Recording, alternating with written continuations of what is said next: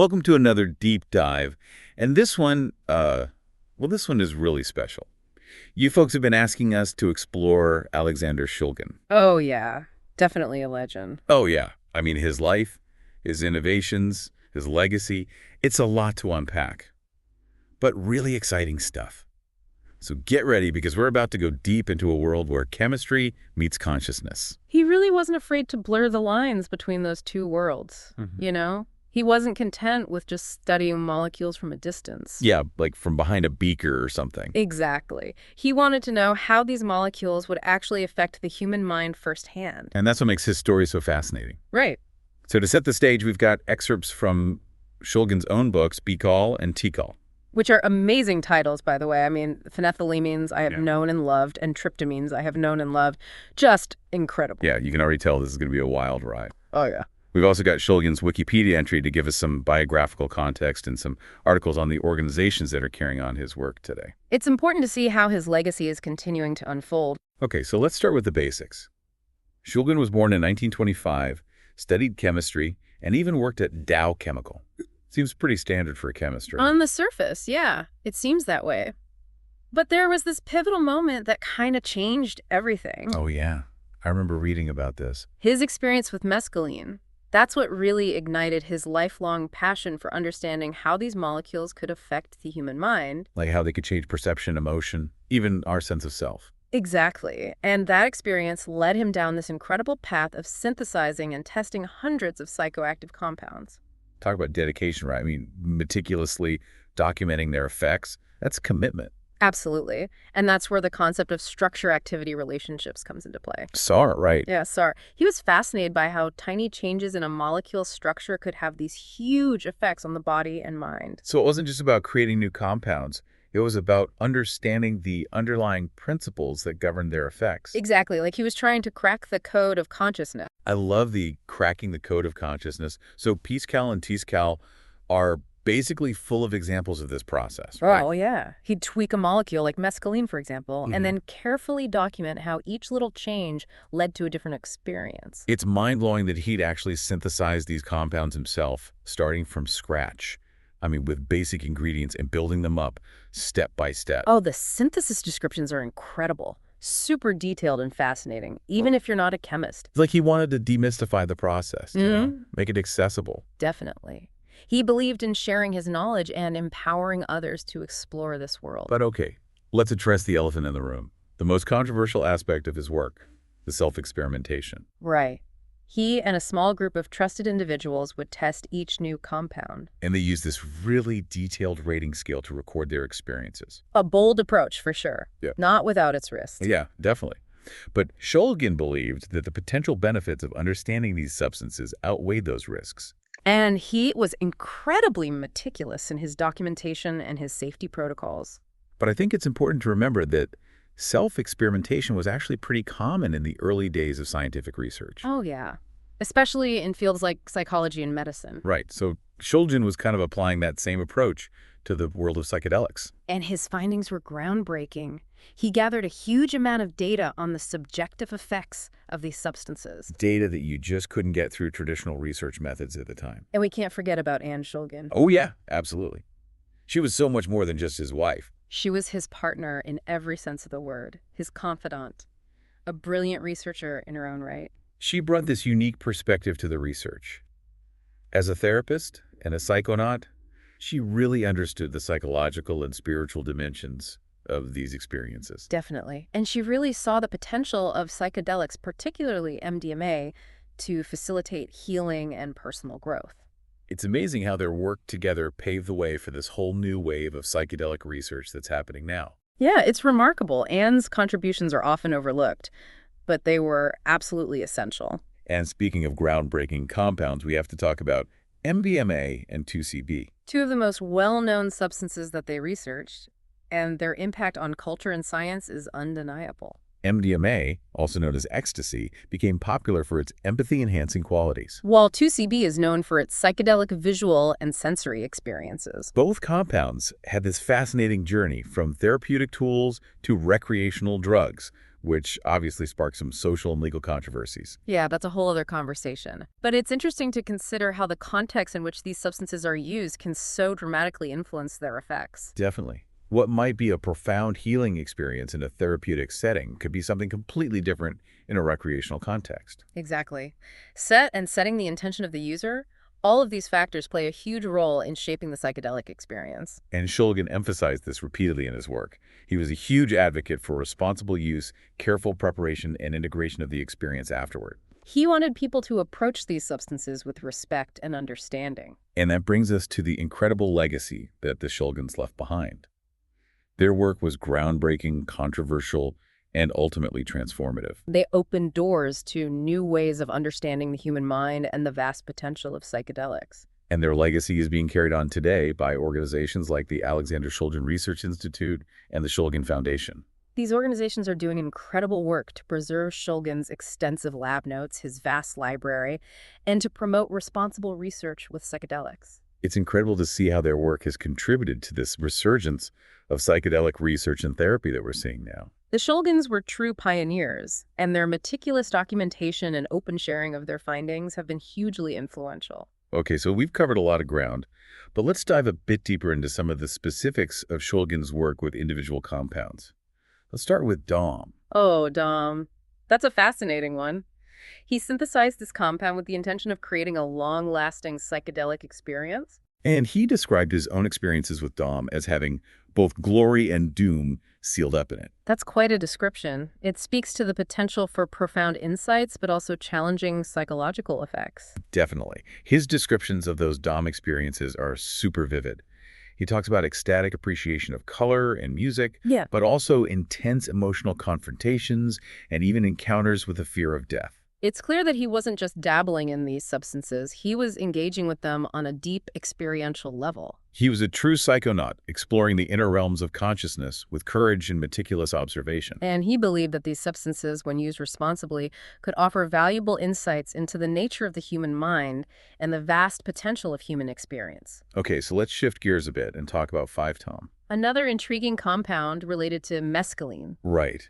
And what's fascinating about 5-tom is that it seems to produce vastly different reactions in different people. Exactly. Some people experience profound effects at low doses, while others remain completely unaffected. It's like a mystery wrapped in an enigma. And Shulgin, being Shulgin, was determined to try and solve this mystery. So he started experimenting with potential metabolites of 5-tom, synthesizing a compound called Tom-S-So. Right. But even that didn't fully explain the 5-tom puzzle. It did, however, lead to this really interesting observation. That alcohol could sometimes rekindle the effects of seemingly inactive drugs. That's wild. He even coined the term 2-tom-so to describe this phenomenon. Where alcohol basically acts as a catalyst, transforming an inert substance into something active.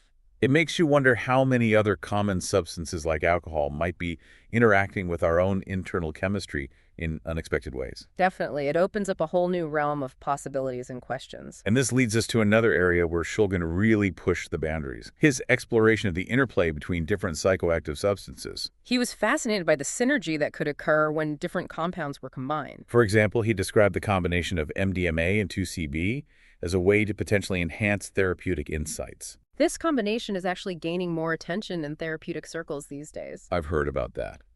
Some therapists believe that MDMA can create this space of emotional openness and vulnerability. While 2CB facilitates deeper introspection and processing of those emotions. It's a fascinating example of how Shulgin's explorations continue to inform contemporary approaches to psychedelic therapy. Yeah, it's really remarkable how his work is still so relevant today. Okay, so to kind of wrap things up for this part of our deep dive, I think it's important to emphasize that Shulgin's work wasn't just about exploring altered states of consciousness for the sake of it. No, he was deeply interested in the potential of these substances to heal, to inspire, and to help us understand ourselves better. He saw them as tools for personal growth and for connecting with something larger than ourselves. And his legacy continues to inspire researchers, therapists, and individuals who are seeking to explore those possibilities. But before we move on to the next part, I do want to acknowledge that there are valid criticisms of Shulgin's work. Of course. His self-experimentation methods, for example, wouldn't meet the standards of modern scientific rigor. Exactly. But it's important to consider the historical context in which he was working. It was a different time with different standards, and Shulgin was operating within those norms. And despite those limitations, his contributions to the field are undeniable. Absolutely.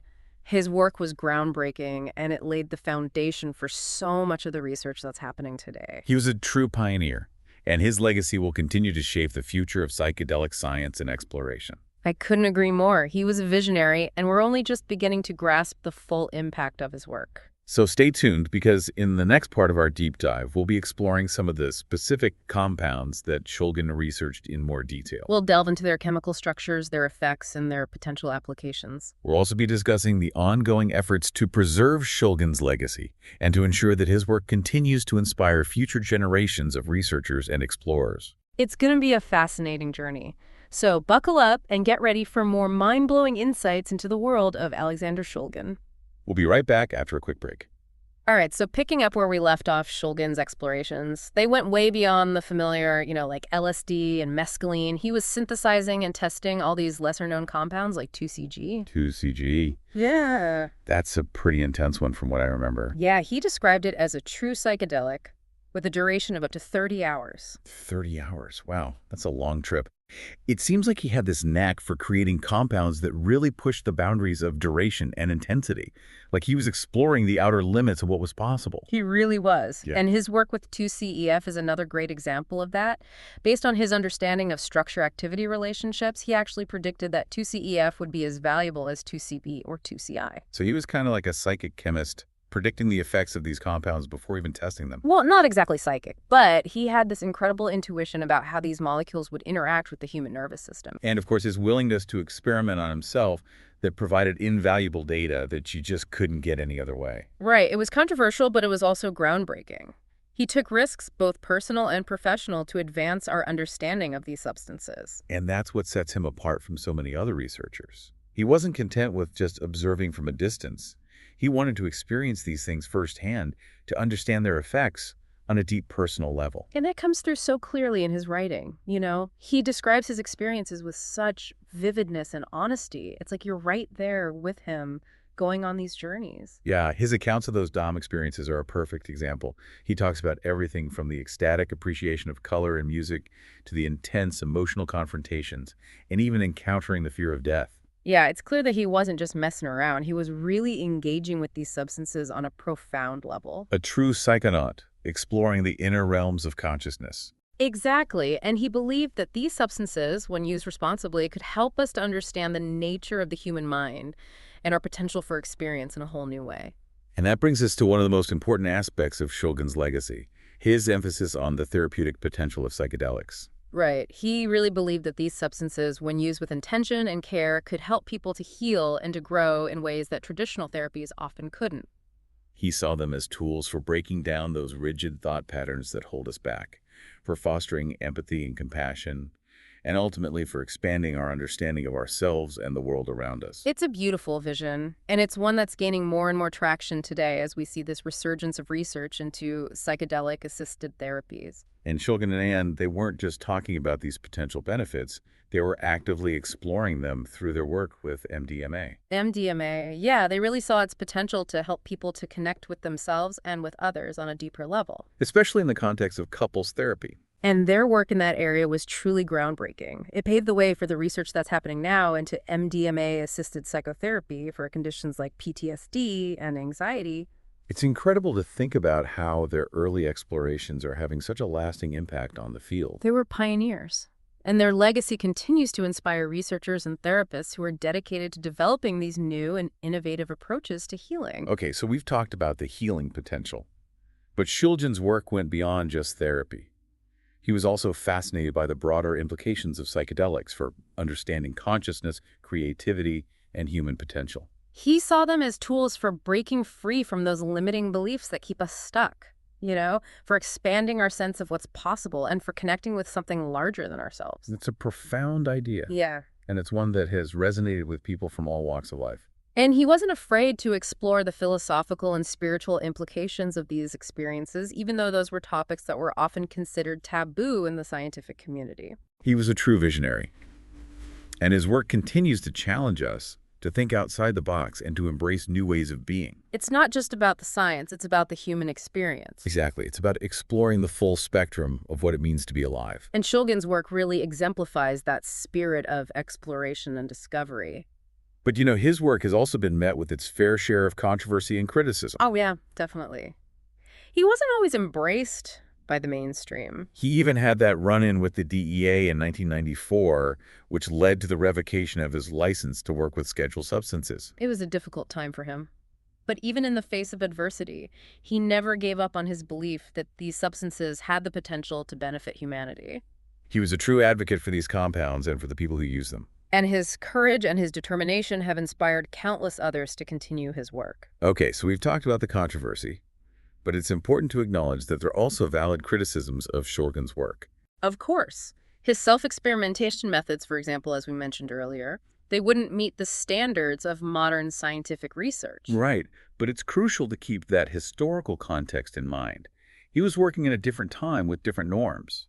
And despite those limitations, his contributions to the field are undeniable. Absolutely. He was a pioneer. He mapped out uncharted territory and laid the foundation for so much of the research that's happening today. His meticulous documentation, his detailed descriptions of his experiences, it's an invaluable resource for researchers who are studying these substances. He really helped to shift the conversation about psychedelics from a place of fear and stigma to a place of curiosity and exploration. And his work has had a ripple effect, inspiring countless others to explore the potential of these substances for healing faith and spiritual awakening. He was a true visionary, and his legacy will continue to shape the future of psychedelic science and exploration. I couldn't agree more. He was a giant in the field, and his work is more relevant today than ever before. Okay, so let's shift gears a bit and talk about Shulgin's exploration of structure-activity relationships within the psychedelic amphetamines. Yeah, he was fascinated by how subtle changes in the chemical structure of these compounds could lead to these dramatic shifts in their effects. He was like a master chef, experimenting with different ingredients and flavors to create a vast menu of psychoactive experiences. And his work with 2CT7 is a great example of that. He described this compound as having the potential to induce a true healing potential. He even said it could unlock the essence of joy, beauty, lovingness, serenity.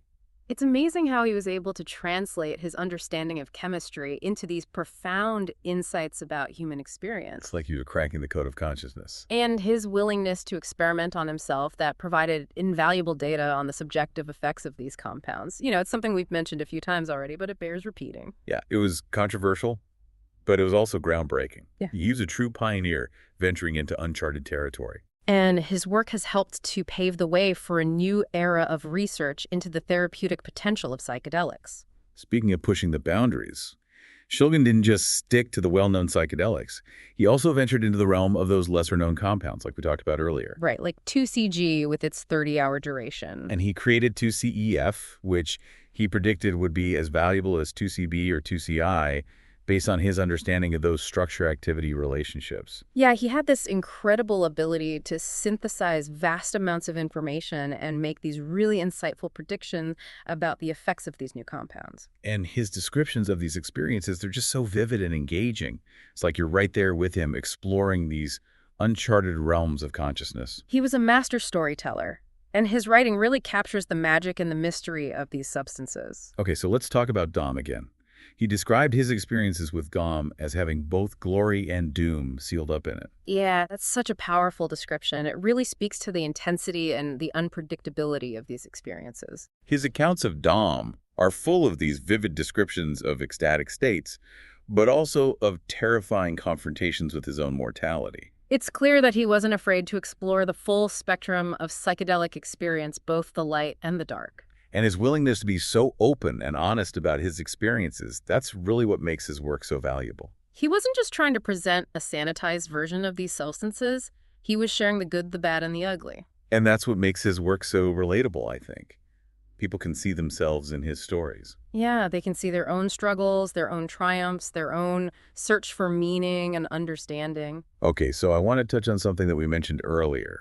Shulgin's belief in the importance of individual variation. Right. He noticed that different people could have vastly different reactions to the same substance, even at the same dose. It's like there's this whole other layer of complexity when it comes to understanding how these compounds interact with the human brain. It's not a one-size-fits-all kind of thing. Exactly. And Shulgin, he was one of the first researchers to really emphasize this idea of individual variability. He was ahead of his time in that regard. Okay, so let's shift gears a bit and talk about Shulgin's work with combinations. Right. He was really fascinated by the synergy that could happen when you combine different substances. Like MDMA and 2CB, which we talked about earlier. Yeah, he believed that this combination could enhance therapeutic insights. And there's actually some evidence to support that claim. Some therapists are using this combination in their practices, and they're seeing some really promising results. It's another example of how Shulgin's work continues to inform and inspire the field of psychedelic therapy. He was a true pioneer, and his legacy will continue to shape the way we think about and use these substances for years to come. All right, so to kind of wrap things up for this part of our deep dive, I think it's important to acknowledge that Shulgin's work has been both celebrated and demonized. Oh, yeah, definitely. He's a controversial figure. Some people see him as a hero, a fearless explorer who opened up new worlds of consciousness. While others see him as a dangerous renegade who was playing with fire. It's a complex legacy. And it's one that we need to engage with thoughtfully and critically. But regardless of where you stand on Shulgin's work, there's no denying that he had a profound impact on the world. He helped to change the way we think about psychedelics and their potential to benefit humanity. And his work continues to inspire researchers, therapists, and individuals who are seeking to explore the transformative power of these substances. He was a true visionary, and his legacy will continue to guide us as we navigate this new era of psychedelic exploration and discovery. Yeah, it really is mind-blowing when you think about the scope of his work, just how much he accomplished. Not just the amount of work, but the depth of it, too. Exactly. It wasn't superficial. He was really diving deep into these experiences, that, meticulously documenting everything, trying to understand how these substances were actually working on a fundamental level. It was like he was trying to bridge that gap between the subjective experience of these substances and the objective science behind them. And that's a crucial bridge to build, because you can't really understand one without the other, right? He was adamant about that. You can't just look at the molecules in a test tube. You have to actually experience their effects to really grasp what they're doing. And that's what makes his work so valuable for researchers today. He provided this incredible roadmap for understanding the complexities of psychedelic experience in a way that few others have. Absolutely. And his work is still inspiring new research and discoveries today. It's like he planted these seeds that are continuing to blossom. So speaking of Shulgin's legacy, I think it's worth highlighting his interest in the therapeutic potential of MDMA. Oh, yeah, absolutely. MDMA was a big focus for him and Ann. They really saw its potential to help people connect with themselves and with each other on a deeper level. Especially in the context of therapy. They did a lot of work with couples using MDMA to enhance communication and empathy. And that work was really groundbreaking. Yeah. It laid the foundation for the current wave of research into MDMA-assisted psychotherapy for conditions like PTSD and anxiety. It's amazing to think about how far that research has come, and it all started with Shulgin and Ann's early explorations. One thing that I find really interesting about Shulgin's work is how it kind of blurs the lines between science and spirituality. Oh, yeah, for sure. He approached his research with this scientific rigor, but he also had this deep reverence for the mysteries of consciousness. It wasn't just about the molecules for him, it was about the human experience. And that's something that I think a lot of people can relate to. That sense of wonder and awe that comes with exploring the inner world. Definitely. He wasn't afraid to acknowledge the spiritual dimension of these experiences, even though that was often seen as taboo in the scientific community. And I think that's a really important perspective to bring to this work, because for many people, these experiences are deeply spiritual in nature. Exactly. And Shulgin recognized that, and he wasn't afraid to talk about it. So as we wrap up our deep dive into the life and legacy of Alexander Shulgin, I think it's important to acknowledge the profound impact that he's had on the world. Absolutely. He was a true pioneer, a visionary who helped to change the way we think about psychedelics and their potential to benefit humanity. He opened up new worlds of possibility, and his work continues to inspire a new generation of researchers, therapists, and explorers. His legacy is one of curiosity, courage, and a relentless pursuit of knowledge. And his message is one that I think we all need to hear now more than ever. That it's okay to question, to explore, to push the boundaries. Yeah. And to never stop learning and growing. And to approach these substances with respect and responsibility. Exactly. Shulgin was a strong advocate for harm reduction and for responsible use. He wanted people to be safe and to have positive experiences with these substances. So as we conclude our exploration, I want to leave you with this thought. Alexander Shulgin's story is a reminder that one person can make a difference. That even in the face of adversity, it's possible to follow your passion, to challenge the status quo, and to create a better world. He was a true trailblazer, and his legacy will continue to inspire us for generations to come.